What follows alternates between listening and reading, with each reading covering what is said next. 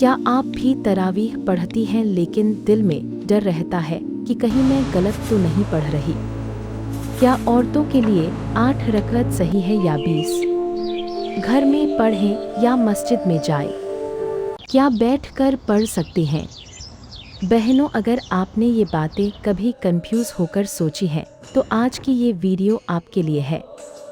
कुरान और सही हदीस की रोशनी में जानिए तरावीह का पूरा सही तरीका, ताकि आपकी हर रकत कबूल हो जाए इंशाअल्लाह। रमज़ान का महीना रहमत, मग़फ़िरत और जहन्नम से आज़ादी का महीना है।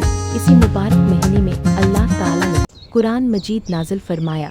इस महीने की खास इबादतों में से एक है तरावीह की नमाज। बहुत सी बहनों के मन में सवाल होते हैं, क्या औरतों पर तरावीह फ़र्ज़ है?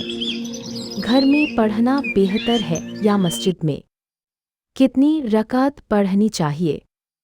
अगर सही तरीके से न पढ़ें तो क्या नमाज गलत हो जाती है? क्या बैठकर पढ़ सकती हैं? क्या कुरान देखकर पढ़ सकती हैं?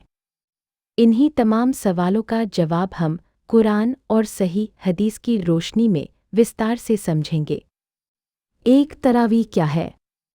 तरावीह शब्द अरबी की राहत से निकला है, जिसका अर्थ है आराम करना, क्योंकि सहाबाए किराम लंबी किरात के साथ नमाज पढ़ते थे और हर 4 रकत के बाद थोड़ा आराम करते थे, इसलिए इसे तरावीह कहा गया।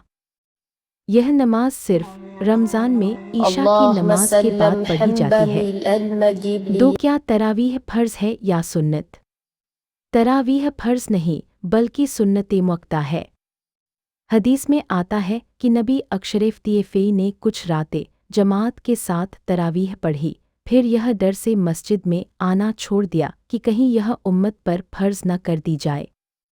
इससे साबित होता है यह बहुत अहम सुन्नत है, लेकिन फ़र्ज़ नहीं है।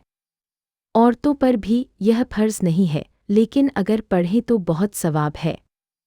3, क्या महिलाओं को तरावीह पढ़नी चाहिए? जी हाँ, अगर महिला में ताकत है और घर के कामों के साथ संतुलन बना सकती है तो तरावीह पढ़ना बहुत बड़ा सवाब है। लेकिन अगर बच्चा छोटा है, तबीयत खराब है, बहुत थकान है, तो मजबूरी में न पढ़ पाने पर गुनाह नहीं, अल्लाह नियत देखता है। 4, औरतों के लिए घर या मस्जिद कौन बेहतर? हदीस में आता है कि औरतों की नमाज घर में पढ़ना ज़्यादा अफजल बेहतर है, इसलिए अगर घर में पढ़ें ज़्यादा बेहतर।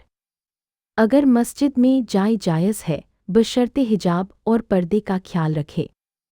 आज के दौर में अगर मस्जिद में अलग और सुरक्षित इंतज़ाम हो, फितना न हो, तो जा सकती है, लेकिन घर में सुकून से पढ़ना ज़्यादा अफजल माना गया है।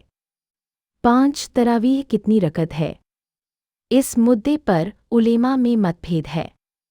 8 रकत। कुछ हदीसों से पता चलता है कि नबी अशरफ़ ने 8 रकत पढ़ीं। 20 रकत। हज़रत उमर रज़ी के दौर में सहाबा 20 रकत पढ़ते थे। आज कुछ लोग 8 पढ़ते हैं, कुछ 20 पढ़ते हैं। दोनों जायज़ हैं, किसी को गलत कहना सही नहीं। महिलाएं अपनी ताकत के अनुसार 8, 12, 16 या 20 पढ़ सकती हैं। 6, तरावीह पढ़ने का सही तरीका स्टेप बाय स्टेप गाइड। 1, नियत।